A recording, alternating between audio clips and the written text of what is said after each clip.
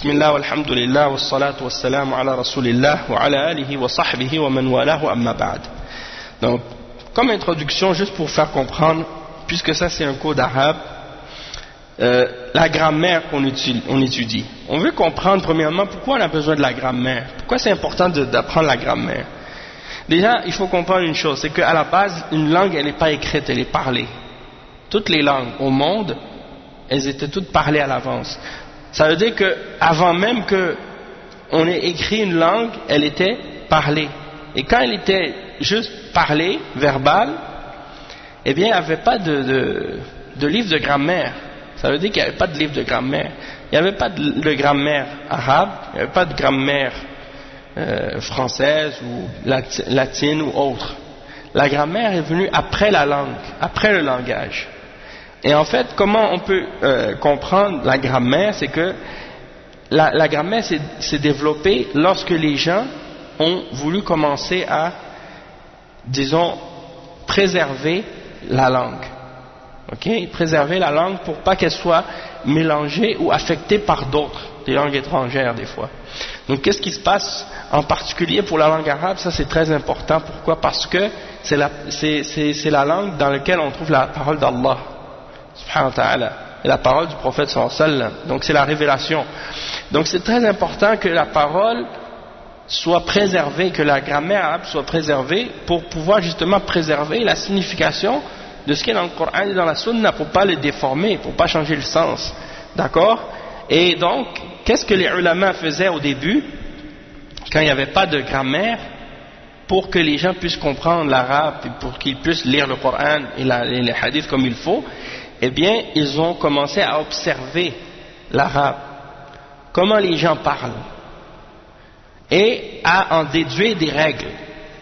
Donc, supposons que par exemple, moi ou toi, ou n'importe qui, par exemple, Mustapha, on va dans un autre pays, puis que dans ce pays-là, il n'y a personne au monde qui parle cette langue, puis que il n'y a aucun livre qui a été écrit dans cette langue-là, et il n'y a aucune grammaire qui a été écrite dans cette langue. Qu'est-ce qu'on va faire? On va commencer à analyser, à écouter, à voir comment les gens parlent. C'est comme ça qu'on va commencer à apprendre l'arabe. Donc, à l'époque des Sahaba, à l'époque du prophète sallallahu alayhi wa sallam, des Sahaba, ou même avant le prophète, même avant l'époque du prophète sallallahu alayhi wa sallam, les Arabes, ils apprenaient pas les grammaires arabes à l'école. Ils apprenaient la grammaire arabe en parlant. Donc, c'était tel que les gens parlaient que c'est ça qui déterminait c'était quoi l'arabe. C'est pour ça que même les grammaticiens aujourd'hui, je ne parle pas des musulmans, les grammaticiens koufars aujourd'hui, quand ils parlent de la grammaire, ils disent il y a deux sortes de grammaire. Il y a la grammaire implicite puis la grammaire explicite. La grammaire qui est sous-entendue dans le parler de chacun, puis la grammaire qui est, disons, écrite dans les livres et que les hommes ont mis pour qu'on, disons, on respecte certaines règles, pour pas qu'on sorte de la vraie signification de la langue. Et la différence entre les deux, c'est quoi? C'est comme par exemple ici au Québec.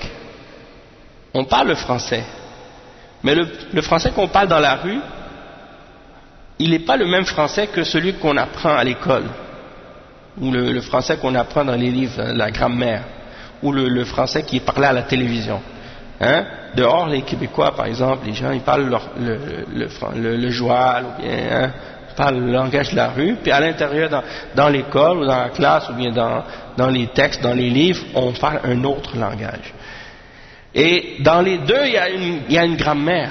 C'est-à-dire que la grammaire, dans la rue, les gens, même s'ils parlent mal le français, malgré tout, on va quand même considérer qu'ils doivent respecter certaines règles de base. Si quelqu'un dit des affaires qui ne se disent pas du tout en français, quelqu'un va le savoir, quelqu'un va dire, même s'il parle joual, même s'il parle mal français, il va dire, ça se dit pas. Tu vois? Donc, ça veut dire qu'il y a une grammaire qui existe, même si tu n'es pas allé à l'école, tes enfants, tu leur parles en français, ils comprennent une structure dans la langue. Même s'ils n'ont jamais été à l'école, ils savent que tu ne peux pas dire, par exemple, je froid, bleu, demain, jaune. Hein? Ou bien je, rouge, monte sur table. Tu sais, il y a une structure, ils savent que pour que le langage ait du sens, il faut qu'il y ait une règle. Il faut que l'adverbe, tu vas le mettre à une place, le sujet, tu vas le mettre à une place, l'objet, tu vas le mettre à une place dans la phrase, tu vas pas mélanger tout. Ok? Donc, tout ça, ça nous aide à comprendre certaines choses. Ces choses-là, peu importe la langue, elles existent. Dans toutes les langues, tu vas trouver un verbe, tu vas trouver un nom, tu vas trouver un article ou des choses qui sont utilisées pour rajouter du sens à un mot. Ok? Et dans chaque verbe, dans chaque langue, tu vas trouver des adjectifs, tu vas trouver des adverbes, tu vas trouver un sujet-objet. Tout ça, ça existe dans toutes les langues, peu importe. C'est juste que la façon dont c'est mis ensemble, la façon dont c'est structuré, c'est différent parfois d'une langue à l'autre. Donc nous, on vient d'un background, on vient disons, d'origine comme notre langue maternelle, c'est le français, ou c'est l'anglais, ou c'est le créole, peu importe, ou bien une autre. On a un autre background, la façon comment notre langue et notre langage est structuré est différent. Maintenant, on apprend l'arabe. Il y a un autre background à l'arabe, il y a une autre structure des phrases, il y a une autre façon de penser en arabe. Donc c'est pas juste apprendre une langue, juste apprendre le vocabulaire, puis des règles de grammaire, il faut essayer de comprendre aussi beaucoup de choses qui sont reliées à ça. Et il y a aussi un aspect qui est très très important dans la langue, et ça les spécialistes de la langue, ils le comprennent aujourd'hui, puis ils insistent beaucoup là-dessus, c'est l'aspect socio-culturel de la langue. C'est-à-dire que tu peux tu peux connaître des mots dans une langue et connaître des règles de grammaire dans une langue, mais malgré tout, tu vas être parmi des gens, tu ne vas pas être capable de les comprendre, parce que le langage est relié à qu'est-ce qui est connu dans la culture et dans la société. C'est pour ça que parfois on va lire le Coran ou on va lire des hadiths, des choses qui sont mentionnées à l'époque du prophète sallallahu alayhi wa sallam, des mots arabes, mais que si tu les utilises aujourd'hui, tu les mentionnes aujourd'hui, les gens, tu vas leur mentionner les hadiths, ils ne comprennent pas ce que ça veut dire, malgré que c'est des mots arabes connus. Pourquoi? Parce que le contexte de la société, le contexte de la mentalité des gens, de la culture des gens, elle a changé. Et donc les choses qu'on utilisait à l'époque, ou la façon dont ils étaient utilisés les mots, c'est pas la même qu'aujourd'hui. Et il y a des vocabulaires de choses qui existaient à l'époque, qu'aujourd'hui font pas partie de la vie de tous les jours des gens aujourd'hui. Donc même par exemple aujourd'hui, par exemple quelqu'un qui va apprendre le français, il va venir à Montréal et il va venir dans, par exemple, les quartiers où quand on était jeunes, on se tenait ensemble à Montréal-Nord ou ailleurs, entre les jeunes, comment on parle entre nous. On a notre façon de parler, on a notre slang, on a notre langage courant. Ok, puis tu vas aller par exemple tu vas aller en France par exemple, tu vas parler avec une certaine catégorie de la société, tu vas discuter avec eux dans ce langage-là, eux ils vont pas comprendre, alors que tous les deux on parle français. Pourquoi? Parce que chacun on a un milieu qui nous influence, on a une société qui nous influence, on a une culture qui nous influence, on a beaucoup d'aspects, de choses qui nous influencent aussi. Donc ça c'est un aspect de la langue qui est très très important. C'est pour ça que des fois tu vas apprendre des vocabulaires, mais si tu ne comprends pas le contexte socio-culturel, tu ne vas pas être capable de savoir de quoi tu parles. Hein? Donc on peut tous les deux dire la même chose, mais on ne veut pas dire la même chose du tout, puis on ne se comprend pas. Donc ça c'est un aspect aussi qui est très important. Donc là on est en train de rentrer dans le premier chapitre de la grammaire dans Al-Ajurumiyya, et c'est les bases de la grammaire arabe. Et c'est sûr que si par exemple tu veux comprendre la grammaire arabe, c'est pas nécessaire de comprendre nécessairement la grammaire française pour le faire. Il y a des gens qui font ça, c'est-à-dire quand ils enseignent l'arabe, ils passent par la grammaire française ou par le français pour l'enseigner. Moi, c'est pas comme ça que j'ai appris la grammaire arabe. J'ai appris la grammaire arabe en arabe directement.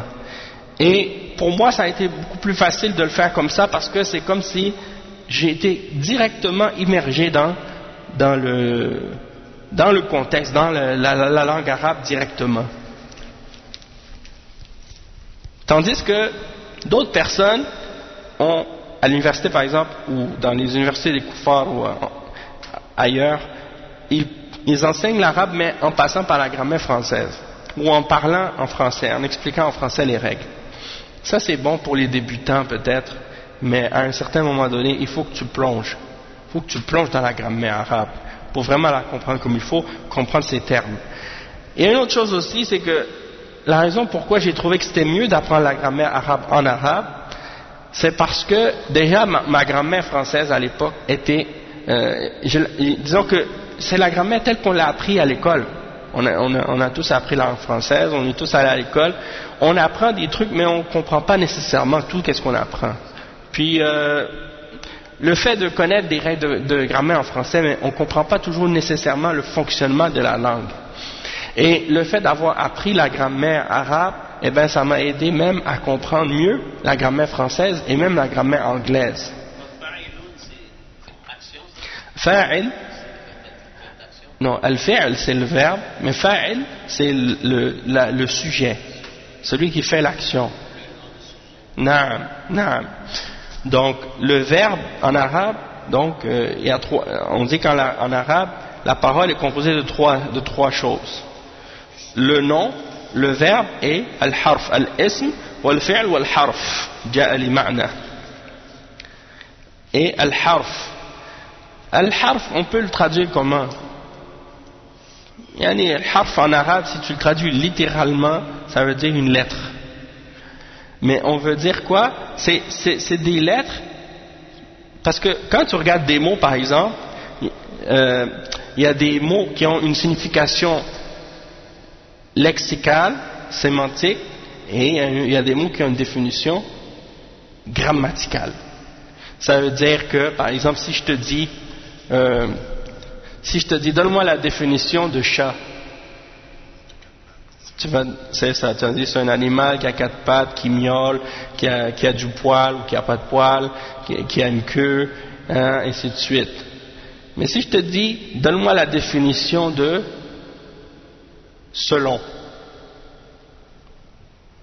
tu vois, pourquoi c'est plus difficile de donner une définition d'un mot grammatical? Parce qu'il n'a pas vraiment de définition. C'est plus un sens qui est relié à son utilisation qui va lui donner sa définition, hein? Ou bien quand tu vas dire car, et, le, la, tout, hein? C'est des prépositions, des conjonctions, des propositions, ainsi de suite. Donc ça c'est pas des noms et c'est pas des verbes. Vous comprenez? Donc c'est des huruf, on appelle en arabe, ok? C'est ça le huruf. Et les grammaticiens arabes ont donné c'est-à-dire qu'ils ont expliqué qu'est-ce que c'est un nom, puis comment tu peux faire pour savoir si quelque chose est un ism ou un fi'l ou non. Et voici les explications qu'ils ont données. Al-harf, c'est des mots ou des noms grammaticaux qui n'ont pas nécessairement une signification et en même temps qui servent à être utilisés avec autre chose, c'est-à-dire avec des noms ou avec des verbes. C'est des choses que tu vas mettre entre les noms et les verbes non, c'est pas nécessairement des suffixes ou des affixes ou il y a des choses de ce genre. C'est des choses qui peuvent être comme des articles.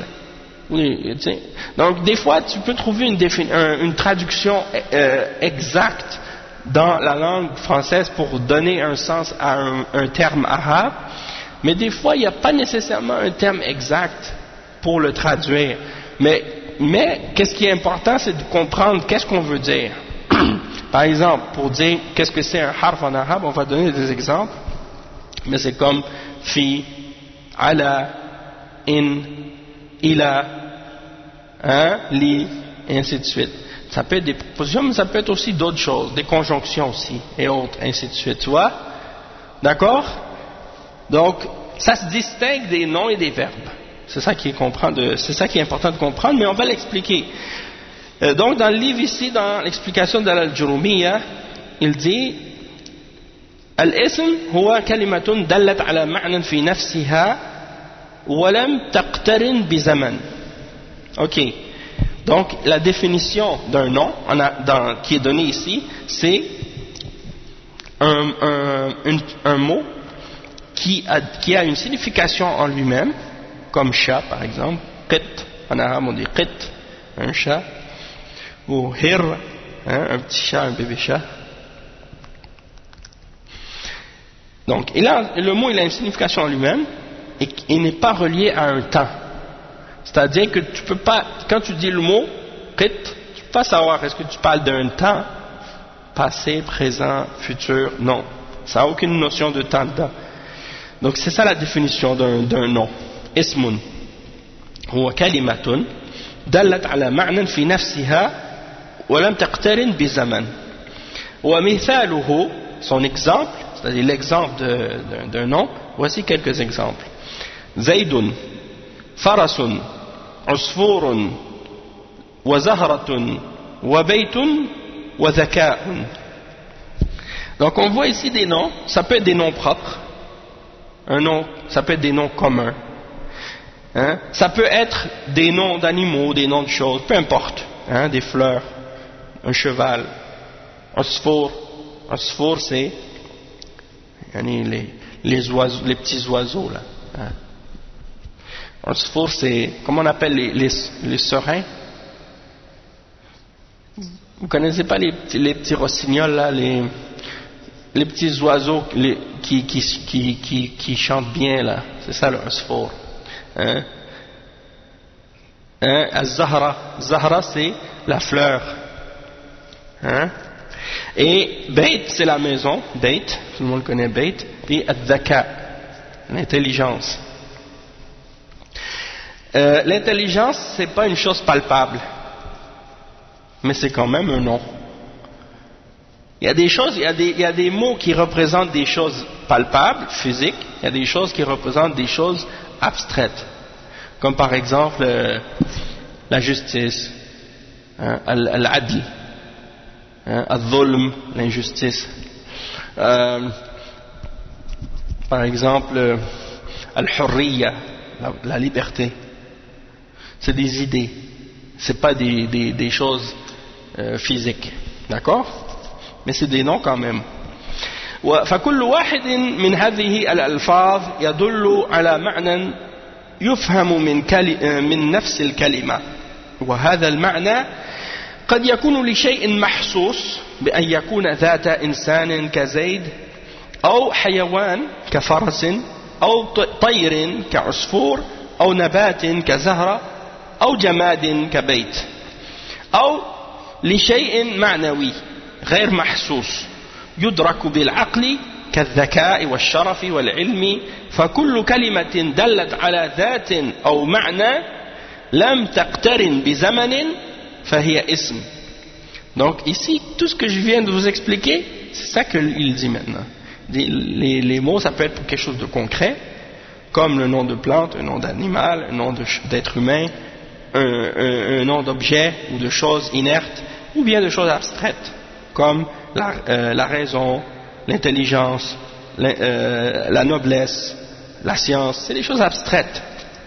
Et toute chose qui n'est pas reliée à un temps spécifique, tu ne peux pas en comprendre un temps, soit le présent, le passé ou le futur, c'est un ism.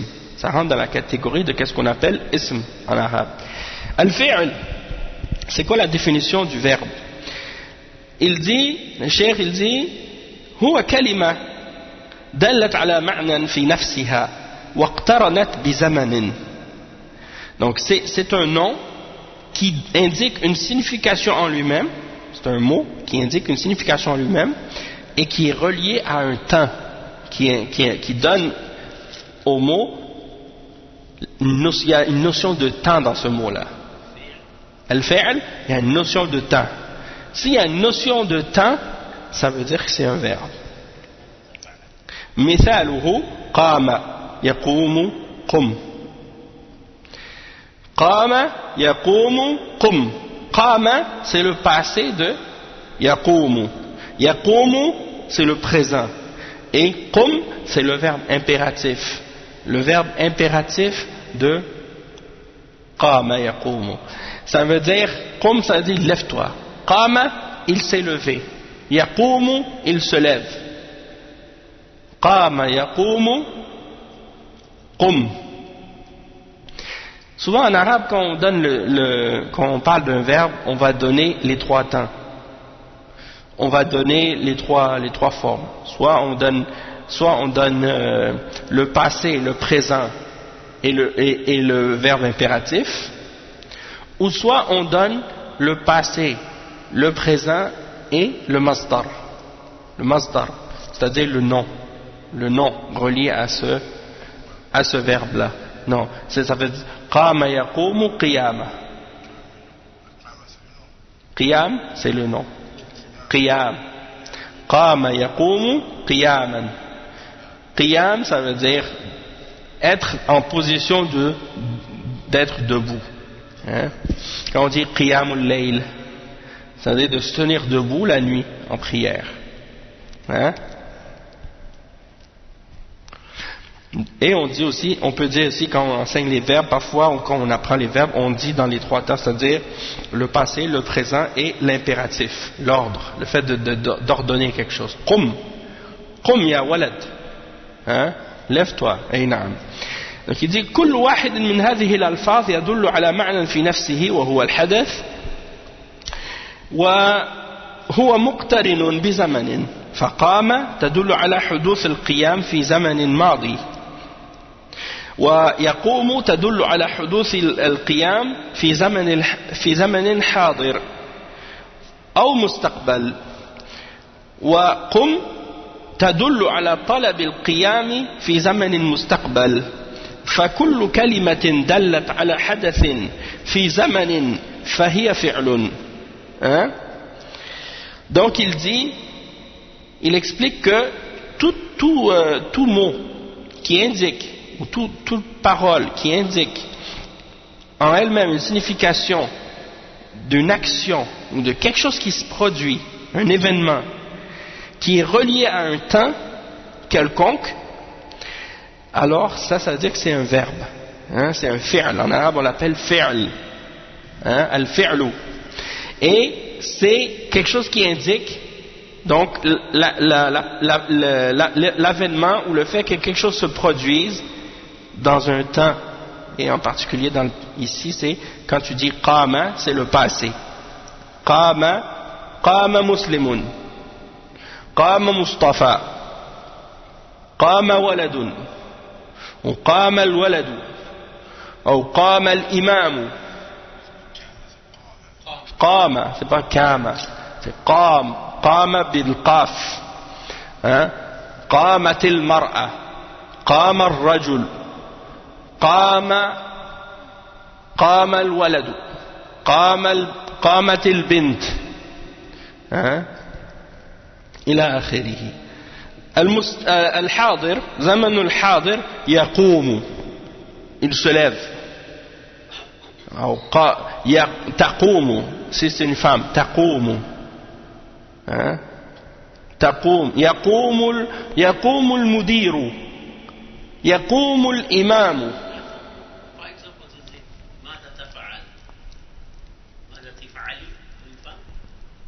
ماذا تفعلين؟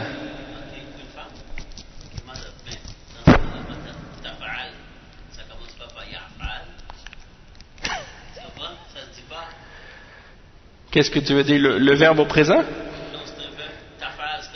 Oui, fa'ala yaf'alu. Oui, fa'ala yaf'alu. Taqum, hiya taqum. Mais si tu veux dire taf'al, hiya taf'al. Tu vois?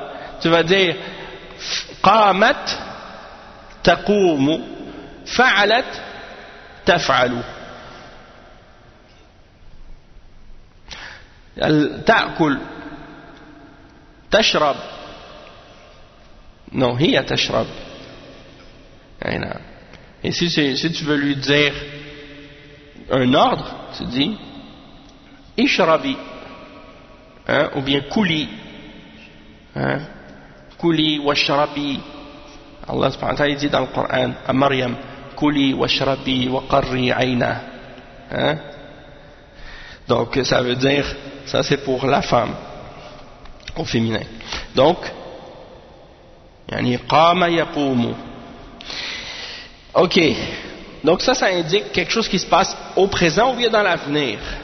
Et qum, c'est un verbe impératif dans lequel tu demandes à quelqu'un de se lever dans l'avenir. Hein? Qum, c'est-à-dire lève-toi.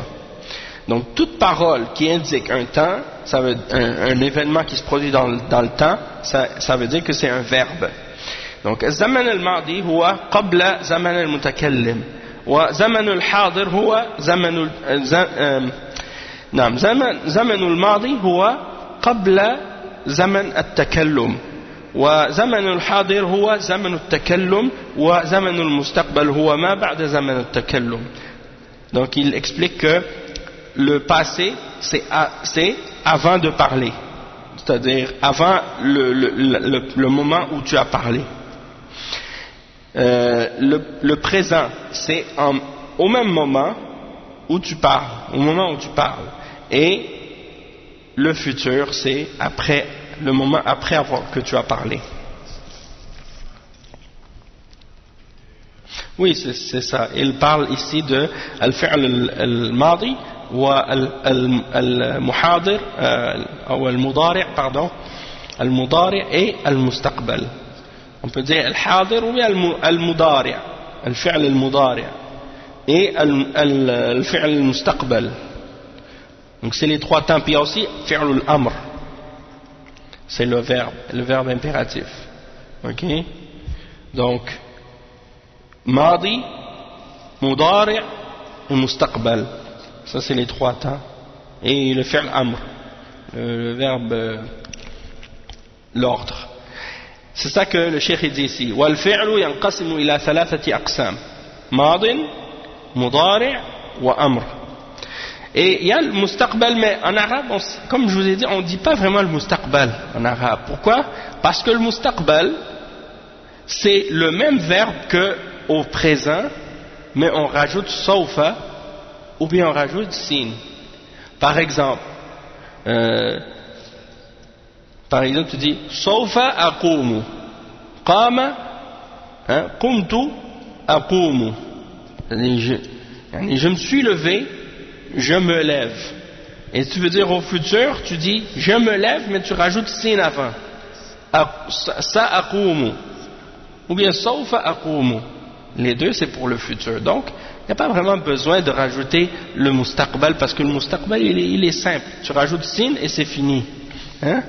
Tandis que amr c'est un petit peu plus compliqué des fois. Hein? Le mustaqbal, c'est-à-dire le futur, tu rajoutes le sin ou sawfa devant le présent, le verbe au présent. Tu comprends? Tu ne peux pas faire le futur avec un verbe au passé. Il faut absolument que ce soit sous la forme du verbe au présent. D'accord? Donc, al-fi'lu yanqasimu ila thalathati aqsam. Madin, wa huwa ma dalla ala hadathin waqa'a fi az-zaman al-madi, mithlu kataba, safara wa salla. Ça c'est trois verbes au passé. Kataba, safara, salla. Le fi'l mudari', al-fi'l al-mudari' huwa ما يدل على حدث يقع في الزمن الحاضر أو المستقبل. C'est-à-dire le verbe au présent qui indique une action qui se produit dans le temps présent ou dans l'avenir. Ok? Par exemple, yaktubu, yusafiru, yusalli, ou bien sayusalli, sayaktubu, sayusafiru. أو سوف يصلي سوف يسافر سوف يكتب. Tu comprends? نعم. Et le verbe impératif فعل الأمر وهو ما يدل على حدث يطلب حصوله في الزمان المستقبل. Donc c'est un verbe qui indique qu'on demande, hein, on demande que quelque chose se fasse, on exige, on demande, c'est quelque chose qui est impératif, on demande que quelque chose se produise dans l'avenir, hein, l'avenir proche ou l'avenir lointain, selon la demande. Et comme par exemple, kataba yaktubu uktub, hein, kataba yaktubu uktub, safara yusafiru safir, safir. Si je te dis voyage, je dis safir, safir ya ibni, hein, safir. Et al-musafir c'est le voyageur. Et salla, salli, tu veux dire à quelqu'un prie, salli ya walad, non, c'est un ordre. Donc salla, ça veut dire il a prié, yusalli, il prie, salli, ça veut dire prie. Non, il n'y a pas de problème. Ok, donc on a expliqué le verbe, maintenant on a vu les catégories de verbes. C'est quoi les catégories de verbes? C'est qui peut me les citer, juste les dire rapidement? Ouais. Oui. Mustaqbal, ouais. Et il reste le présent.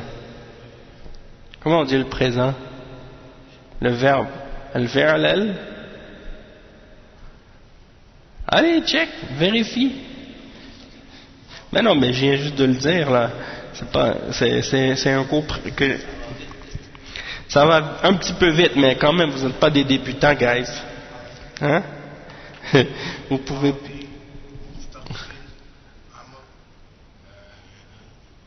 Je te donne un indice, ça commence par mou.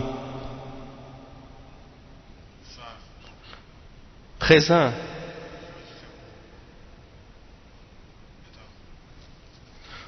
Mou, ok, mouda,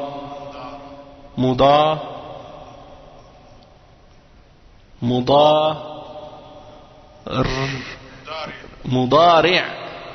Le verbe présent, c'est mudari'. Écrit. Non. Ah oui, c'est plus simple. Écrivez-les pour ne pas les oublier. Al-fi'l al-madi, wal-mudari' wal-amr. Ça, c'est les trois temps. Les trois formes. Al-madi, al-mudari' et al-fi'l al-amr. C'est pas grave, écris-les. Qu'est-ce qu'on dit? Écrivez-le, comme ça vous n'allez pas l'oublier. Hein? C'est quoi la parole que les ulama ils disent? J'ai oublié. Tu vois? Si je l'avais écrit, je m'en serais souvenu. Si je l'avais écrit, je me serais souvenu, mais je l'ai oublié. Donc, c'est-à-dire, quand tu écris la science, dans le sens de qu'est-ce que tu écris, tu veux garder la science, tu dois l'attacher. Puis l'attacher, c'est de le mémoriser, c'est de l'écrire. Taqyidul ilm. Les ulama disent taqyidul ilm. C'est comme si tu l'attachais la science pour que tu la perdes pas. Et al-harf, il reste al-harf, la définition de al-harf, depuis tout à l'heure on en a parlé depuis le début. C'est al-madi, al-mudari' et al-amr. C'est mieux, je vous conseille pour mémoriser les temps de les dire en ordre. Comme ça vous aide. Vous avez la structure dans la tête, comme ça quand vous le répétez, ça reste toujours facile à mémoriser. Madi, le passé. Donc tu commences toujours par le passé. Madi, le présent, mudari' et le futur c'est al-mustaqbal, ou bien, et aussi fi'l al-amr. Fi'l al-amr c'est l'impératif. Donc c'est les trois temps. Madi, mudari' et amr. Vous êtes des anciens là, vous êtes des vétérans, donc vous connaissez ça, ces choses-là, ça doit être trop facile pour vous.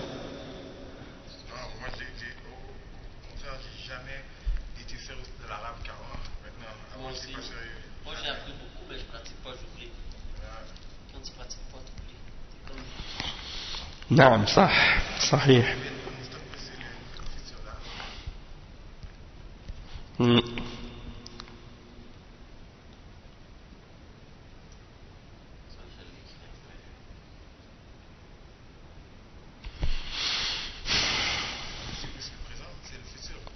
Al-Mustaqbal c'est l'avenir, le futur. Et Sawfa. Mais comme je vous ai dit, les Arabes ils ne mentionnent pas Al-Mustaqbal comme une catégorie de temps.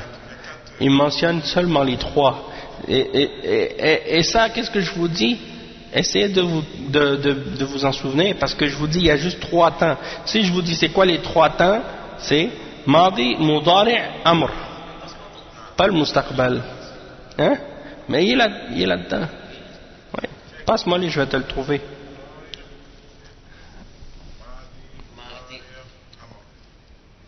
Naam, akhi al-karim. Tu vois, regarde, ici. Madin, Mudari', Amr. Il y a plein d'exemples en plus. Passe-moi là.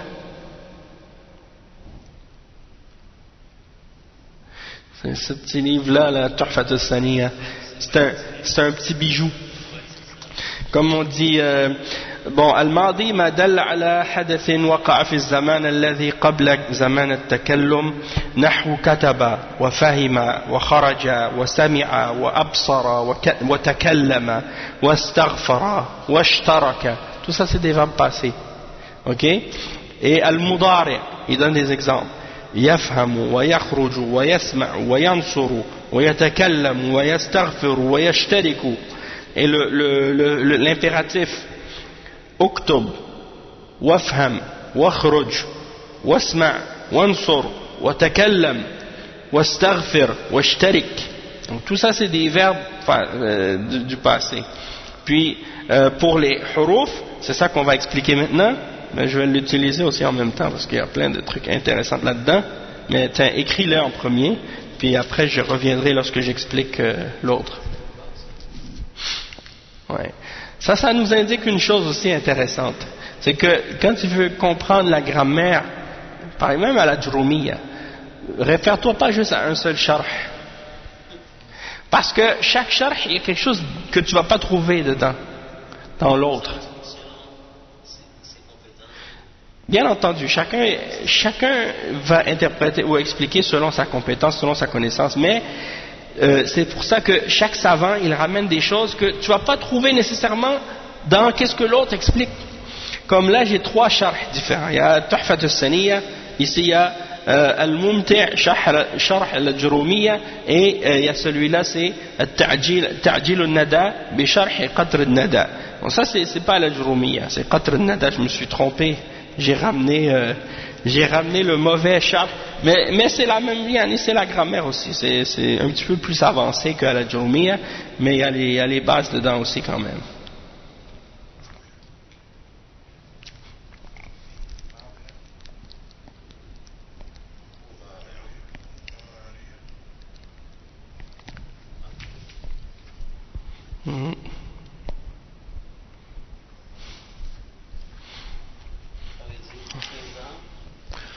Présent, passé, présent et non, et impératif. Impératif, c'est un verbe, c'est une question d'ordre. Mais c'est un ordre, mais en même temps c'est relié à un temps, parce que tu ordonnes à la personne de faire quelque chose dans l'avenir. D'accord?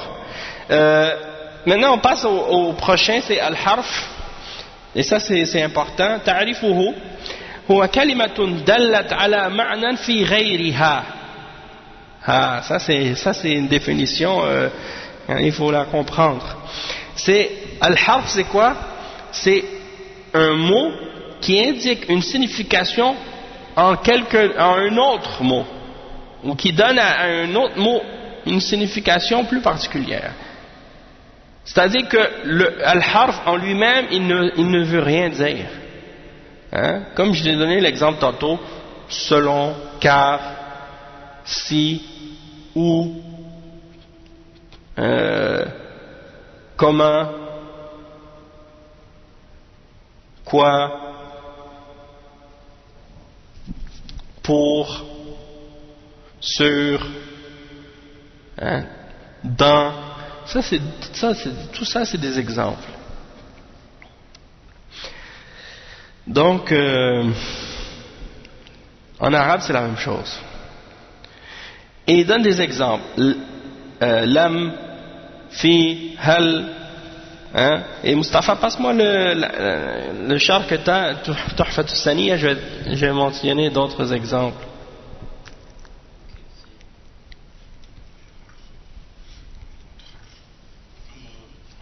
Amr c'est alif, mim, ra. Alif, mim, ra. Bon, et al-harf, il donne des exemples ici dans la Tuhfat al-Saniyya. C'est des exemples très intéressants. Voici quelques exemples de huruf. Donc il dit هو في اللغة الطرف وهو في اصطلاح النحاة كلمة دلت على معنى في غيرها. فإن par exemple نحو من فإن هذا اللفظ كلمة دلت على معنى وهو الابتداء يعني وهذا المعنى لا يتم حتى تضم إليه كلمة غيرها. Par exemple, si je vous dis de, ça veut dire quoi? Ça veut dire de. En français, ça veut dire quoi? De. Si je te dis de, tu comprends-tu un sens? Non. Pourquoi? Mais tu sais que on l'utilise de. Par exemple, quand on parle, on dit de, ça veut dire d'un endroit à une autre, de tel endroit à l'autre. De la part de, hein, par exemple. Ou bien de l'eau, hein, des choses comme ça.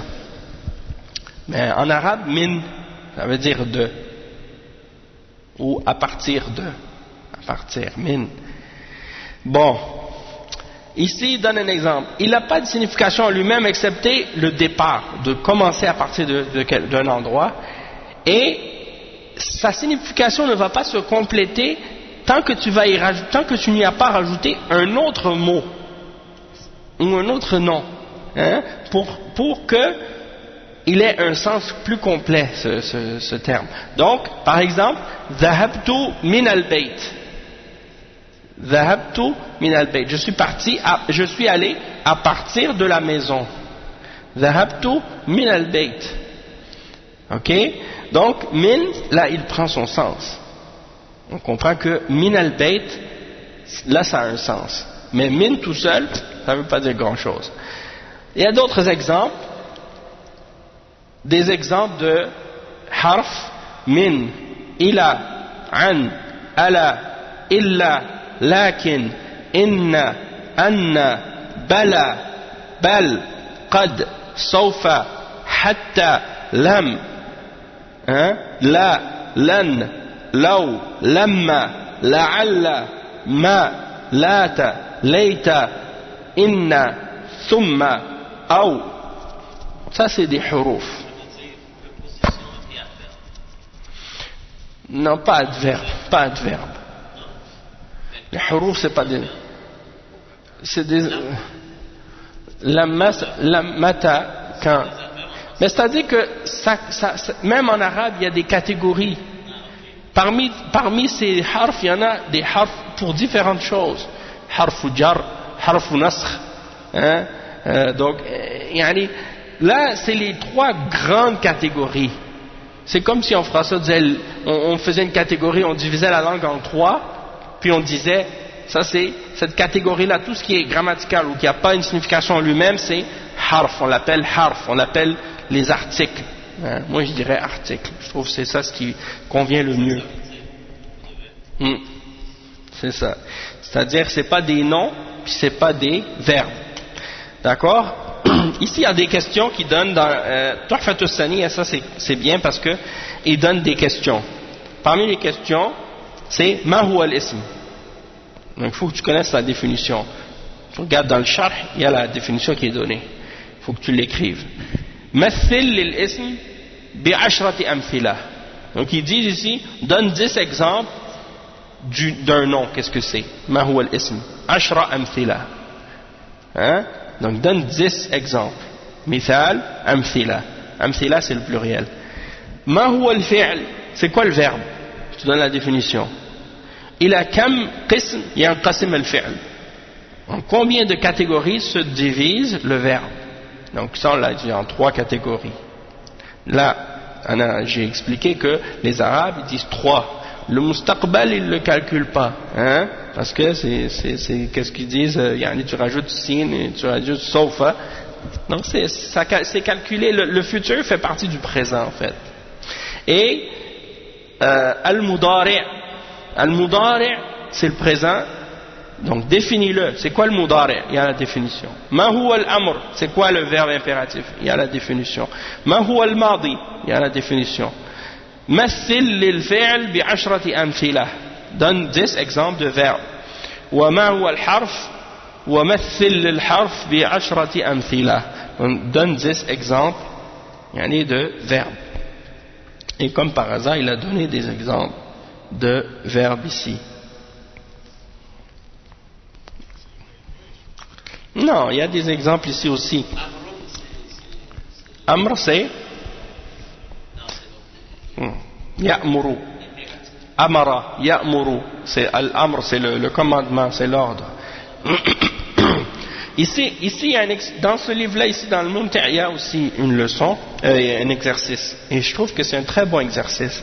Même que je pourrais l'écrire au tableau, le verset dans Surat, les 5 premiers versets de Surat Al-Alaq.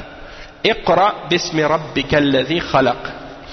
Ok, khalaqa al-insana min alaq, iqra wa rabbuka al-akram, alladhi 'allama bil qalam, 'allama al-insana ma lam ya'lam. L'exercice dans ce travail, cet exercice-là, c'est quoi? C'est Iqra al-ayat al-Qur'aniyya al-atiyah, thumma istakhrij minha thalathatu asma, thalathatu af'al, wa thalathatu ahruf. C'est-à-dire, c'est ça. Lis ce verset et fais sortir de ces 3 versets-là, wastakhrij ثلاثة أسماء ثلاثة أفعال ثلاثة أحرف. 3 noms, 3 verbes, 3 harfs. Donc 3 lettres. Juste comme ça verbalement on peut le faire. Donne-moi 3 exemples de noms dans ces 5 versets. Iqra, c'est un nom? Ah, donc ok. Donc on peut dire Iqra, c'est le premier verbe.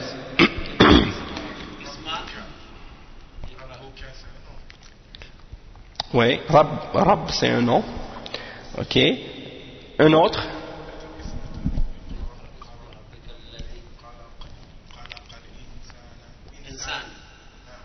Insan c'est un nom. Et Alaq c'est un nom. Min Alaq. Min c'est harf. Ok. Un autre harf.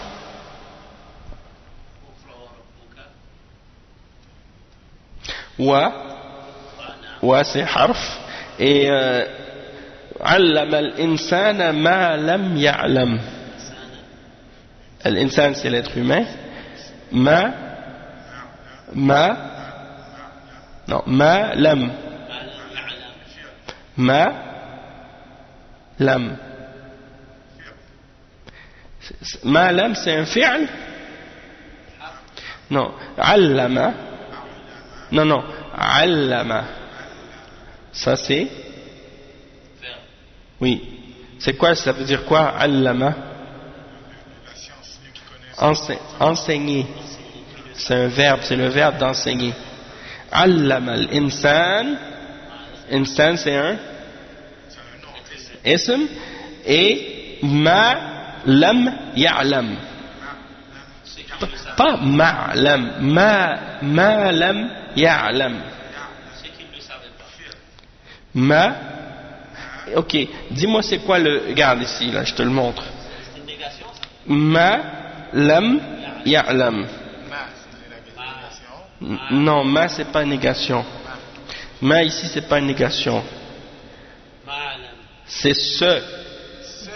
Oui, ma, c'est dans le sens de ce.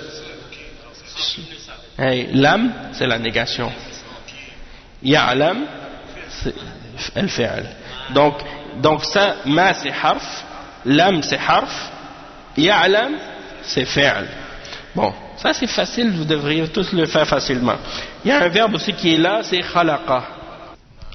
Ok, donc iqra c'est un verbe, le ba ici, bi c'est un harf, ism c'est un nom, rab c'est un ism, khalaqa c'est un verbe, et ainsi de suite. D'accord? Donc ça Ça c'est un exercice pour que tu apprennes à distinguer qu'est-ce que c'est un verbe, qu'est-ce que c'est un harf, qu'est-ce que c'est un fi'l. Et donc ça c'est très bon pour pratiquer. Mais comme je vous dis, il n'y a pas un livre de grammaire qui est vraiment... Oui, il est très facile celui-là. C'est pour ça qu'il est très très bénéfique. Al-Mumti', c'est très très bon. Celui-là, et puis pourtant il est facile. Ah oui, il est très très très facile, puis surtout il est bien expliqué. Ok? Non mais c'est-à-dire, c'est pas ça la fin, c'est que c'est toutes les mêmes qawa'id.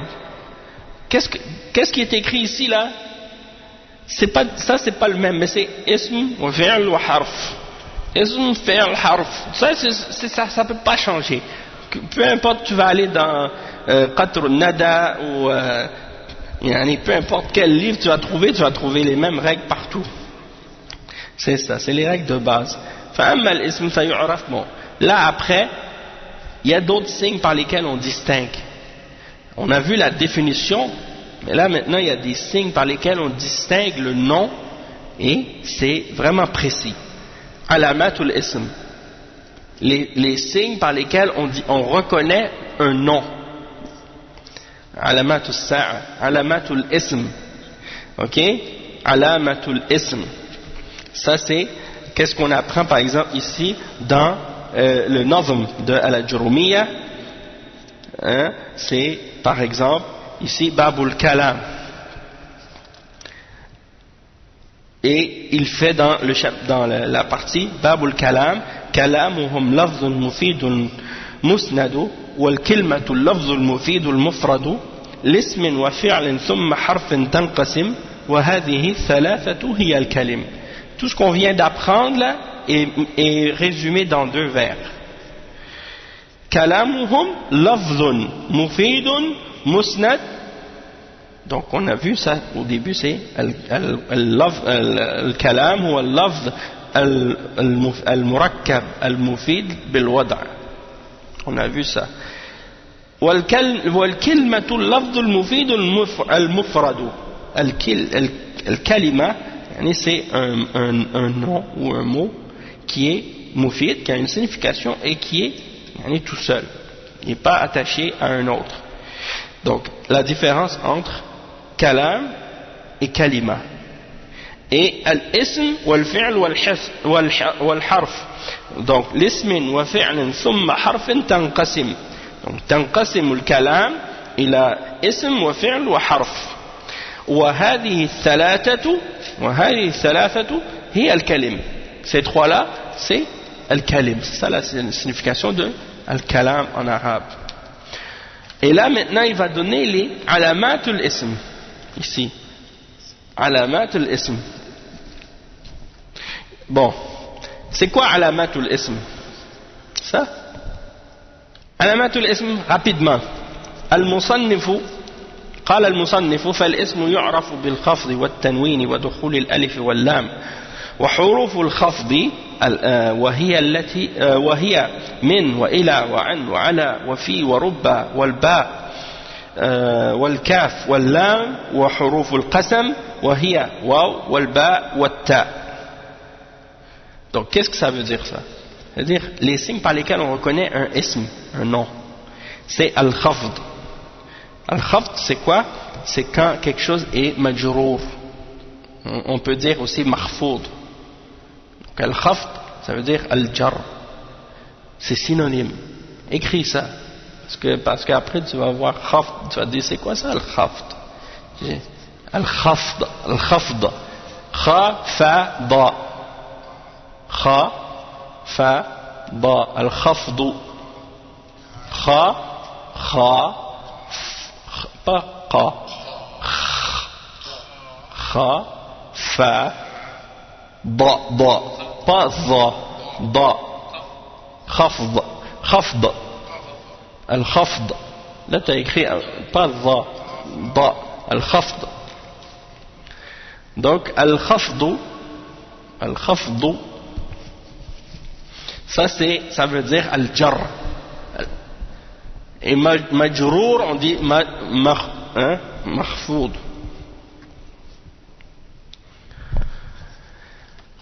Donc, ça veut dire quoi? Ça veut dire que le nom, c'est le seul qui peut prendre al-khafd, qui peut prendre al-jar. Le verbe ne peut pas être majrour, le verbe. C'est seulement le nom qui peut être majrour.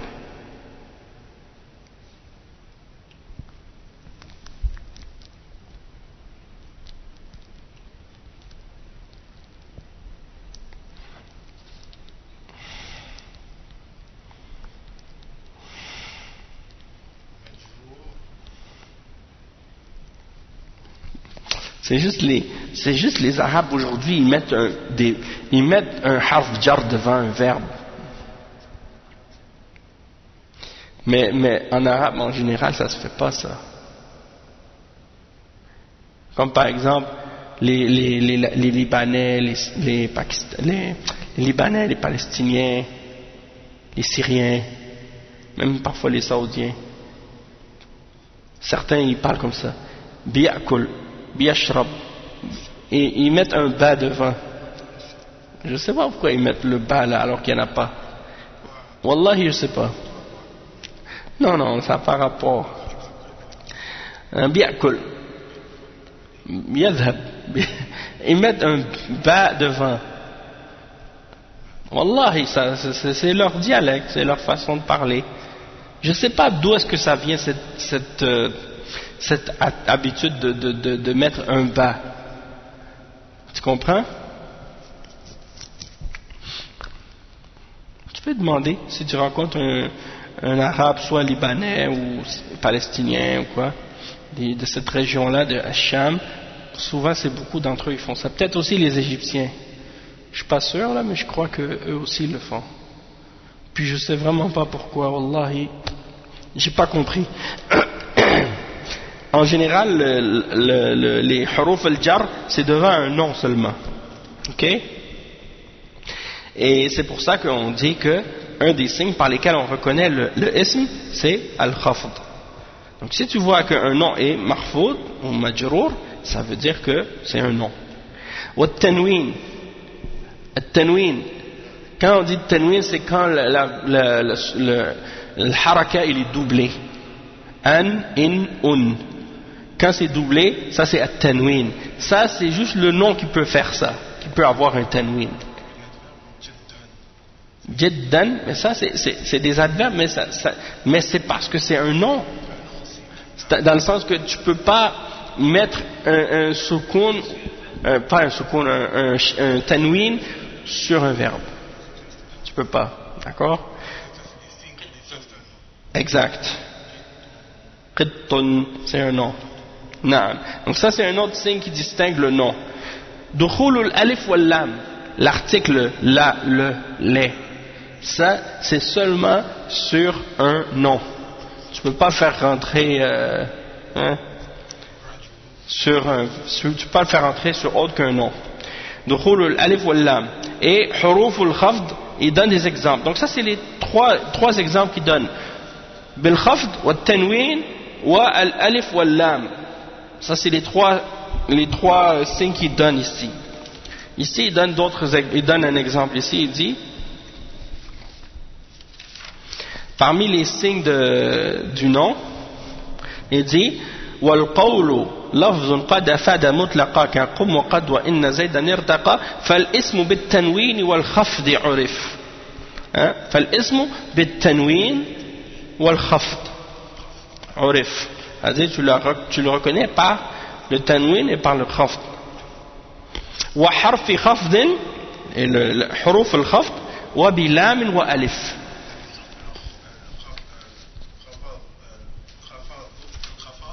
Al khafd. Al jar et al khafd c'est des synonymes. Donc ça veut dire al jar. Oui.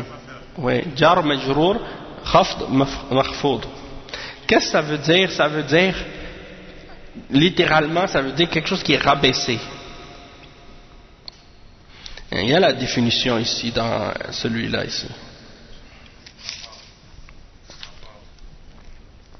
Non, c'est pas al-khafad, c'est al-khafd.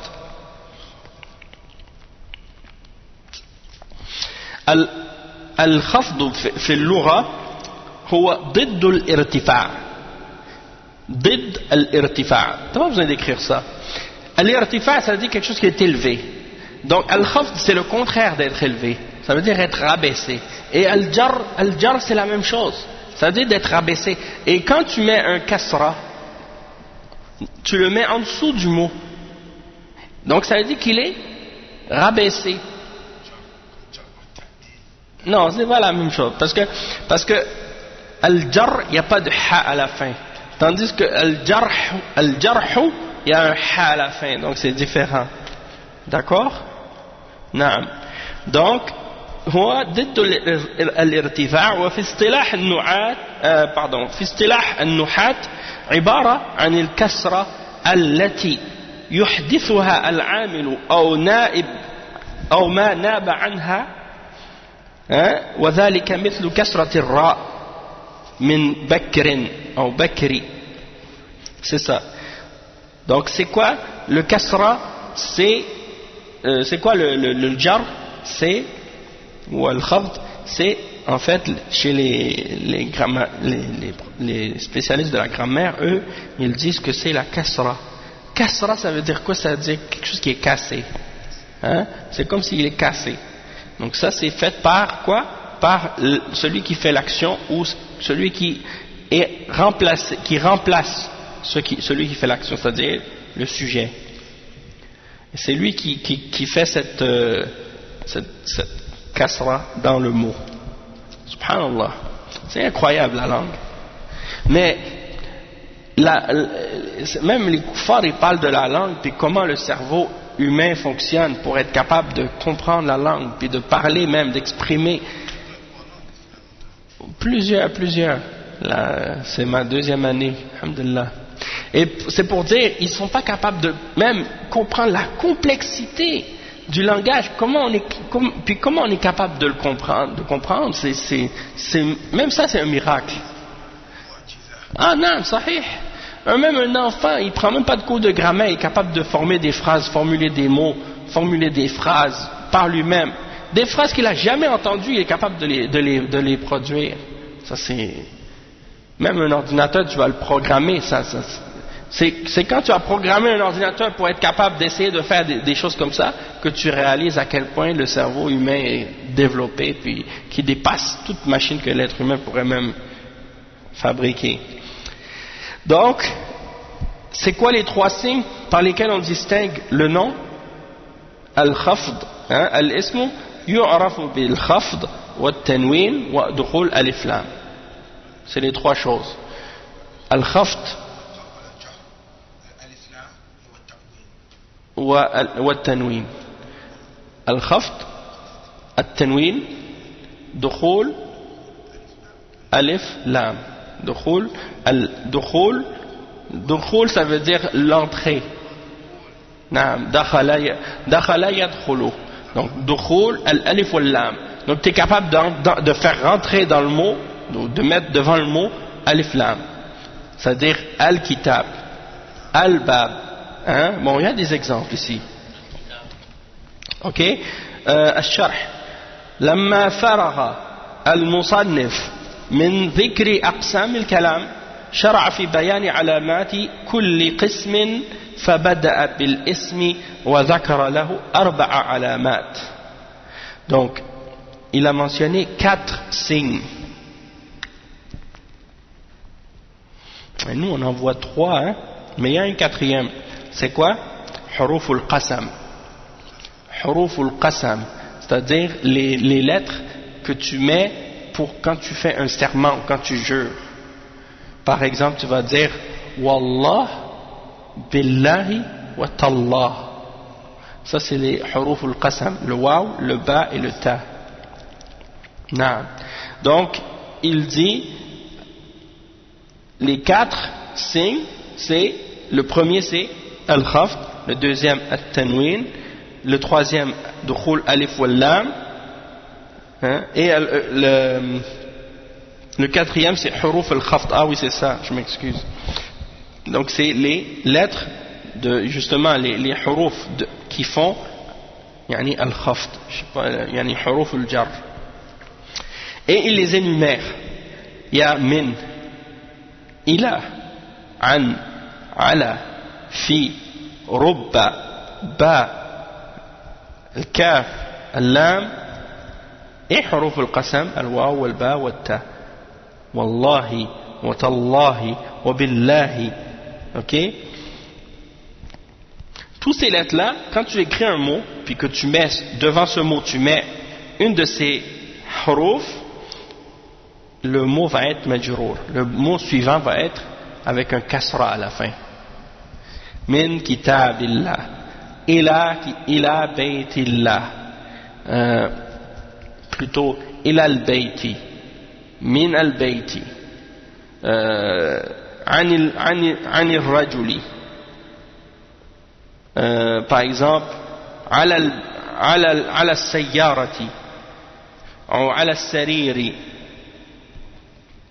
et ainsi de suite. Karajulin, karajuli, karajuli, quelque chose comme ça, le kaf.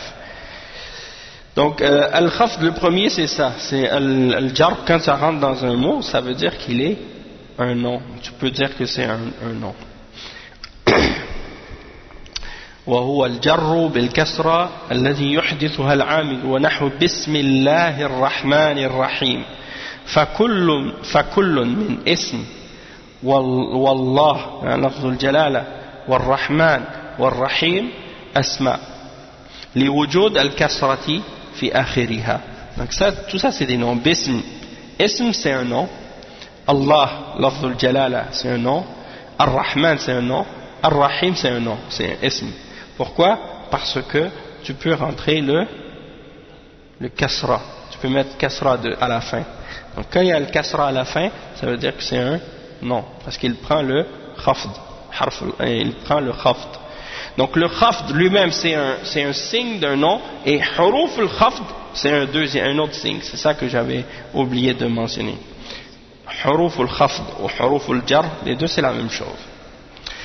Donc le tanwin, il dit هذه العلامة عبارة عن تكرار الحركة في آخر الاسم فيكون آخر الاسم ضمتين أو فتحتين أو كسرتين نحو قوله تعالى وجوه يومئذ خاشعة.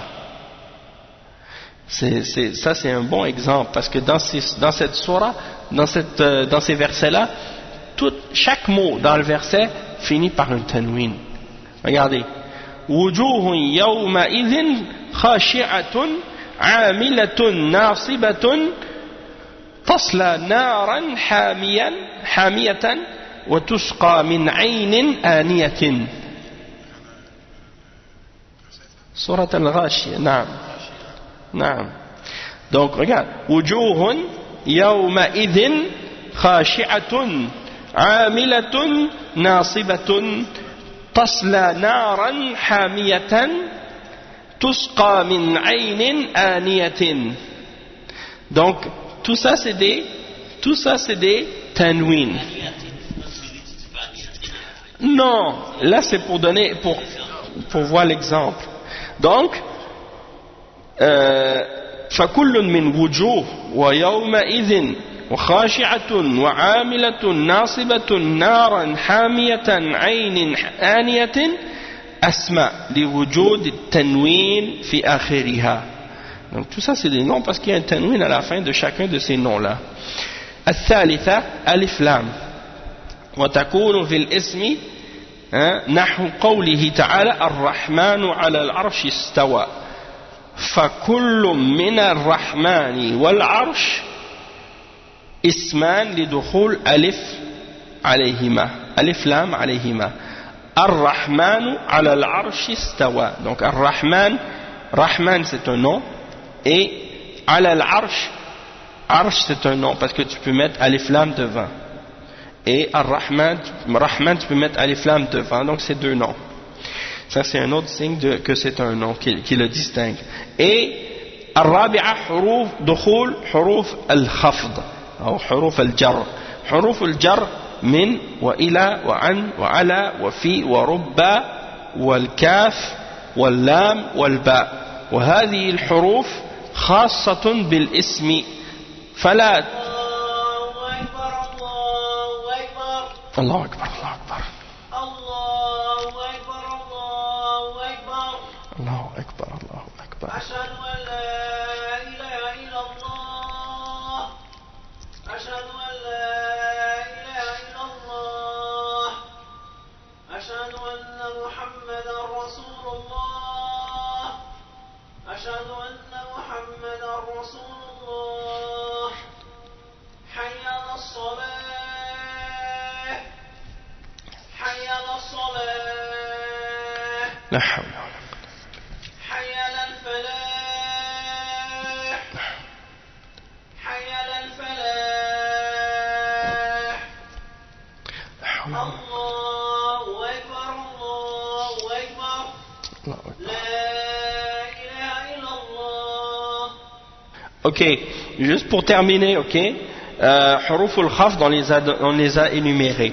Ces noms-là sont particuliers au nom. Ces huruf sont particuliers au nom. Elles ne rentrent que dans le nom, dans un nom, dans un ism. ووظيفتها خفض الاسم بعدها. Donc le travail de harf al-jar, c'est quoi? C'est de rendre le mot qui suit majrour, de faire en sorte qu'il soit majrour avec une kasra. Comme par exemple, قول النبي صلى الله عليه وسلم تكف شرك عن الناس فإنها صدقة منك على نفسك. Donc il dit ici فكل من الناس والضمير في منك يعني ونفس. Donc il dit ici الناس et الضمير في منك et في نفس. Donc ça c'est des noms puisque ils peuvent prendre le harf jar, asma lidukhul harf al-jar alayhima minka.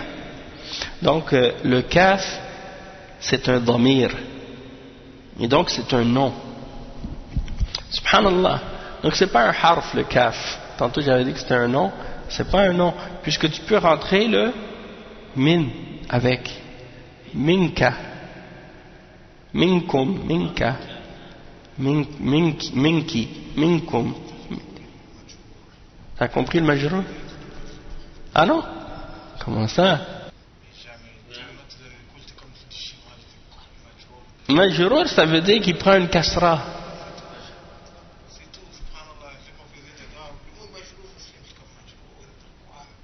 Majrour. Mahfoud ou majrour, les deux ça veut dire qu'il prend une kasra. Parce qu'il y a un harf jar devant. Ou bien parce qu'il est mudaf ou mudaf ilay. Ouais, c'est ça. Majrour, ça veut dire qu'il prend une kasra. Non, ben c'est un terme. C'est comme mahfoud. Mahfoud, c'est la même chose. Tu peux dire mahfoud. Tu dis mahfoud, majrour, mahfoud, c'est la même chose. C'est des synonymes. Ok? Ok. Et من حروف الجر وأحرف القسم لقولها تجر الاسم بعدها وهي 3 أحرف الباء والواو والتاء سميت أحرف قسم لأنها تدخل على المقسم به ولا يكون اسما نحو والله ولا تكون إلا اسما يعني نحو والله وتالله وبالله. C'est-à-dire que les mots, les lettres par lesquelles aussi les huruf al-jar et aussi les huruf al-qasam. Al-qasam, yani par exemple, uqsimu billah, tu dis uqsimu billah. Hein? Yani al-qasam, ça veut dire un serment, de jurer. Puis dans l'islam on sait qu'on n'a pas le droit de jurer excepté que par Allah. Hein? Man aqsama bi ghayri Allahi faqad ashraka ou faqad kafara ou ashrak. C'est-à-dire celui qui a fait un serment par autre que par Allah, alors il a commis soit le kufr ou le shirk. Et ça c'est un kufr ou un shirk asghar. Hein? De jurer par autre qu'Allah c'est un shirk ou un kufr asghar. Ouais, c'est un shirk qui est mineur ou un kufr qui est mineur. Le prophète sallallahu alayhi wa sallam a dit Man halafa bi ghayri Allahi faqad kafara ou ashrak. Donc tu n'as pas le droit de jurer par autre que par Allah. D'accord? Donc c'est ça. Et ces lettres là c'est le ba, le waw et le ta. Wallahi, billahi, tallah. Tallah c'est comme wallahi. Wallahi, tallahi wa billah. C'est des lettres par lesquelles tu jures en arabe. Ok, donc les 4 signes de al-ism, on l'a dit, c'est al-khafd, al-tanwin, dukhul al-alif wal-lam et huruf al-jar wa huruf al-qasam. Bon, le cheikh il l'a divisé d'une autre façon pour nous aider à comprendre. Il a dit وحاصل ما ذكره من علامات الاسم 4 اثنتان تلحقان الاسم في آخره وهما الخفض والتنوين واثنتان تدخلان عليه في أوله وهما ألف لام وحروف الخفض. Donc il dit qu'il y a 2 dans ces signes là qui sont à la fin, que tu vas mettre à la fin du mot, c'est al-khafd et al-tanwin, parce que les deux, c'est le kasra et le tanwin, tu les vois à la fin du mot, tu comprends? Et il y en a 2 que c'est au début, c'est par exemple dukhul al-alif lam, c'est au début, puis huruf al-khafd. Huruf al-khafd wa al-qasam, c'est au début. Donc il y en a 2 signes au début, 2 signes à la fin, pour désigner ou pour distinguer un nom. D'accord? Alif lam et huruf al-khafd, huruf al-qasam, ça c'est au début. Puis les 2 autres c'est tanwin et al-jar, yani al-khafd. Ouais, ça c'est à la fin. Ouais, tanwin c'est à la fin, toujours. Tu vas jamais voir un tanwin au début d'un mot. Puis la même chose aussi pour al-khafd, c'est toujours à la fin. Le kasra, c'est toujours à la fin. Tu peux voir un kasra au milieu, au début, mais non, c'est pas rare. Tu peux voir un mot que au début ça commence par kasra, ou au milieu il y a un kasra. Mais le kasra qui est à l'intérieur du mot, c'est pas lui qui a une signification grammaticale. Le kasra qui a une signification dans le mot, c'est toujours la haraka qui est à la fin du mot. Le dernier haraka, c'est celui qui indique sa position grammaticale dans la phrase. Tu comprends? Mais à l'intérieur, ça peut donner un sens, mais pas toujours.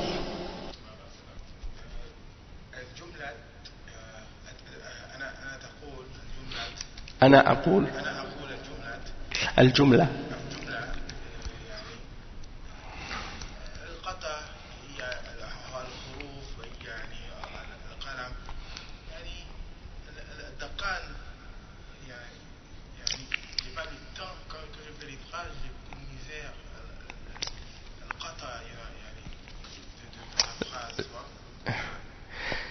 لا تتسرع لا تتسرع te presse pas يعني خذ وقتك prends ton temps فكر réfléchis فكر ثم تكلم أنت لست في يعني كيف تقول أنت لست في مسابقة t'es pas en train de faire une course une compétition أنت مع نفسك تريد أن تتكلم وتتحسن في لغتك العربية خذ وقتك لست مستعجلا il n'y a pas le feu prends ton temps pour faire ta phrase tu veux faire ta phrase prends ton temps أولا تريد تعرف تفكر كيف أبدأ. أريد أن أقول هذا الكلام، بماذا أبدأ؟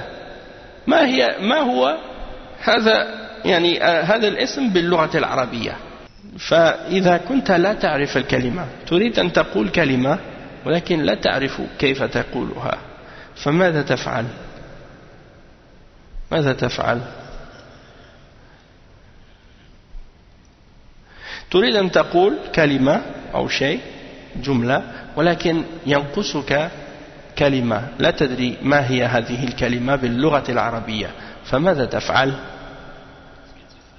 نعم، ماذا تفعل حينئذ؟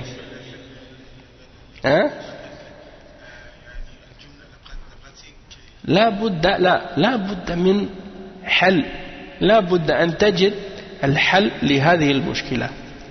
يعني أنت لا تعرف الكلمة وتريد أن تقول هذا الشيء، كيف تقوله يعني وأنت لا تعرف هذه الكلمة؟ ماذا تفعل؟ هناك حلول كثيرة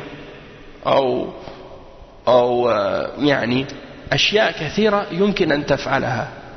مثلا أعطيك أمثلة وهذا مهم جدا. أولا عندك قاموس، تعرف القاموس؟ المعجم، القاموس le dictionnaire. عندك القاموس، يمكن أن تبحث في القاموس عن المعنى، عن الكلمة. القاموس هذا سلاحك، ça c'est ton arme. سلاح الطالب المتعلم، سلاح المتعلم للغة العربية. الآن نعم، الآن في الهاتف يعني تجد قواميس كثيرة. يعني أنا عندي في جوالي يمكن خمسة قواميس مختلفة. نعم نعم.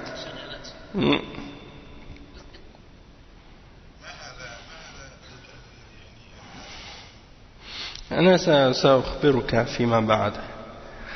يعني الحل الأول هو القاموس، أن تستعمل القاموس.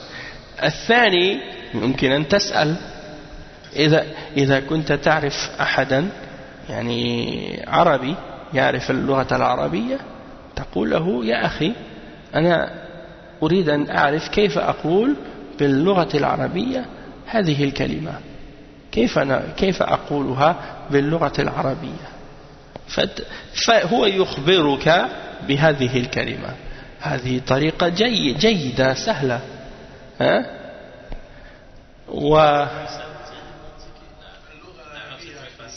نعم، يعني الذي يستحي أن يتكلم لا يتعلم، الذي يستحي أن يتكلم لا يتعلم. لماذا؟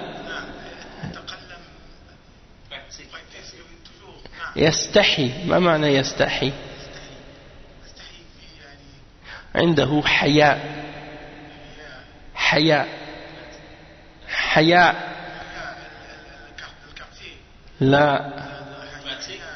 لا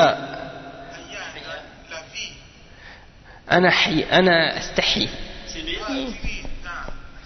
نعم، الذي يستحي أن يتكلم لا، الذي يستحي أن يتكلم لا يتعلم. لا يتعلم.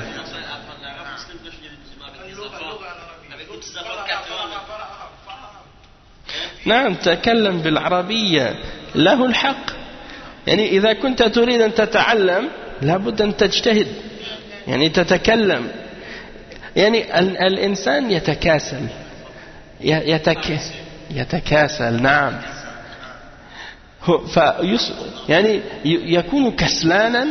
فمثلا أنا أستطيع أن أقول الكلمة بالفرنسية بسرعة، وأستطيع أن أعبر عما في نفسي باللغة الفرنسية بسرعة. لماذا؟ لأنها لغتي فهي سهلة.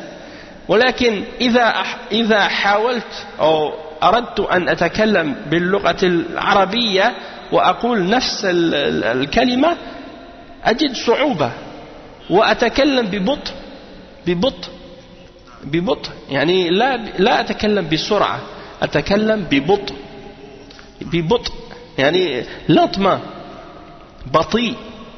بطيء يعني لا. فماذا أفعل؟ أتكاسل وأترك العربية وأتكلم بالفرنسي.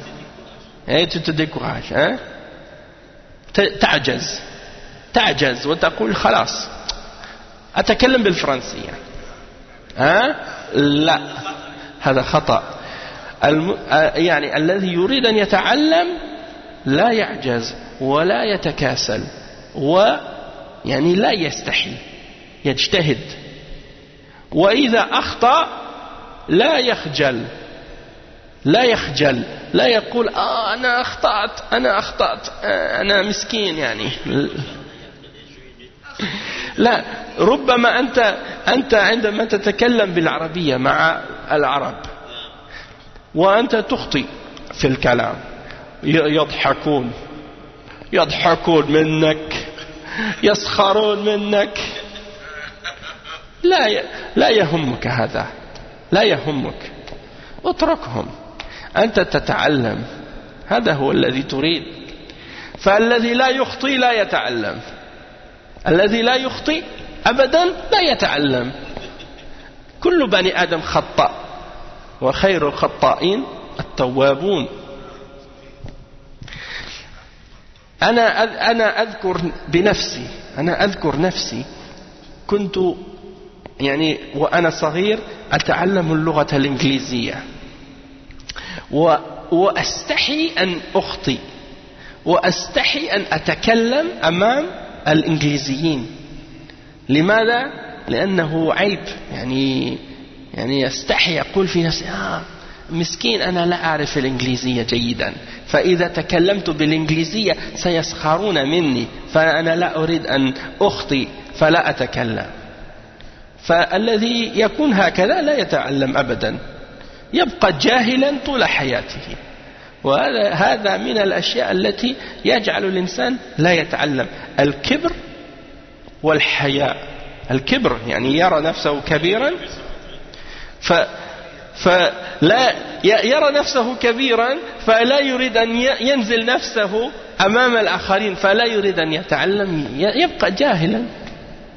والآخر يستحي أن يخطئ، ويستحي إلا يتعلم. هذا هو.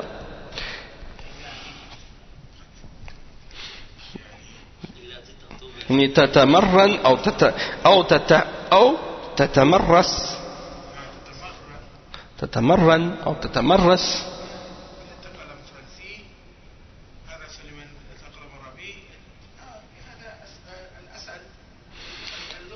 يعني تتدرب.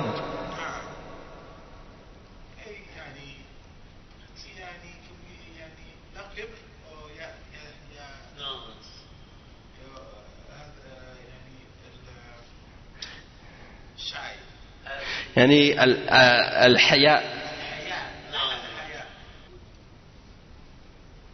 كل يوم هذا أستاذ سليمان بنكوريجي. أي نعم، أصحح. أتقلم. نعم، إذا أخطأتما أنا أصححكما.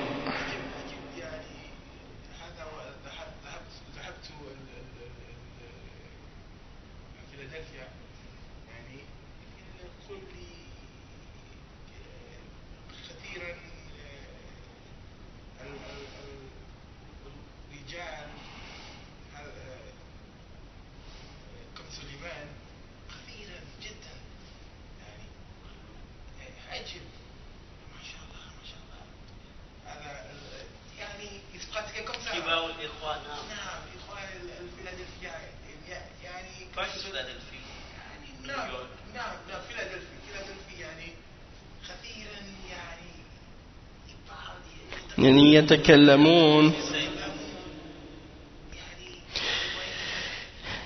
لماذا يتكلمون؟ لأن كثير منهم درسوا اللغة العربية في السعودية. نعم. وبعضهم طلبوا العلم في فيلادلفيا، يعني يجلسون مع الإخوة الذين يعرفون العربية ويتكلمون مع بعض حتى يتحسنوا بعضهم بعضا. يعني هذا شيء جيد جميل جدا ومهم.